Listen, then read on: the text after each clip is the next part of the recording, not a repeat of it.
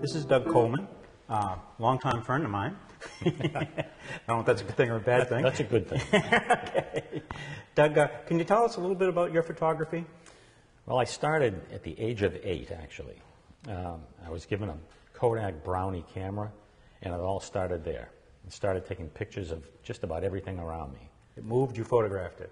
I moved it, photographed it. And I actually began to see what we can call now composition, and look for lines and patterns. And it started way back then.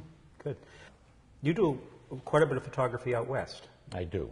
How do you feel about that? What's the difference between out west and Maine, do you think? Well, for one thing, when I go out west, I think it's kind of a break from the traditional work that I do around here. So you see new subjects all the time, and it really motivates you. Mm-hmm. It's a nice break, and it's kind of almost a fresh beginning. Mm-hmm.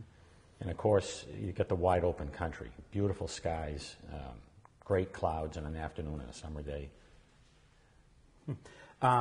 You've been involved in the camera clubs for quite a while. What kind of, how has that affected your photography, do you think, or your development? It's been a great learning experience. We have workshops that are very valuable, but it's also working with other people.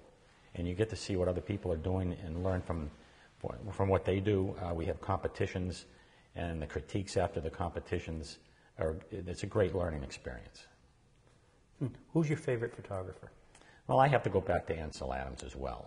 I was a young kid and began to hear his name all over the place, and of course start to see his work and books. We just got back from Yosemite in the fall, and it was really an experience to walk around there knowing that Ansel Adams probably walked on some of the same trails that I was on, and saw the vistas that I'm seeing right now. Yeah, I know you go quite a ways. What's an average hike for you when you go photography? An average hike out west is probably 20 miles a day at high altitude. I do a lot of hiking at Rocky Mountain National Park, and almost every day I'm up at 10,000 feet, and sometimes higher, 11,000 feet. What kind of a bag do you pack equipment-wise to carry something on that kind of a trip? Too much, too heavy. like a lot of photographers, I'm an equipment junkie. Mm-hmm. And so I have a tendency to overpack. I've got all my lenses because I want to be prepared. But when I get back to the house, I think, why did I haul all of that? So I have a lot of equipment that I take with me just in case. Which lens do you use most frequently, do you think, when you're out? It probably is a 24 to 70 that I have right now. It's a great lens. It's a 2.8 lens, and it's very sharp. And I have a tendency to use that most of the time. What camera do you use? I have a Nikon D700 that I'm using now. Okay. Is that the only camera you use?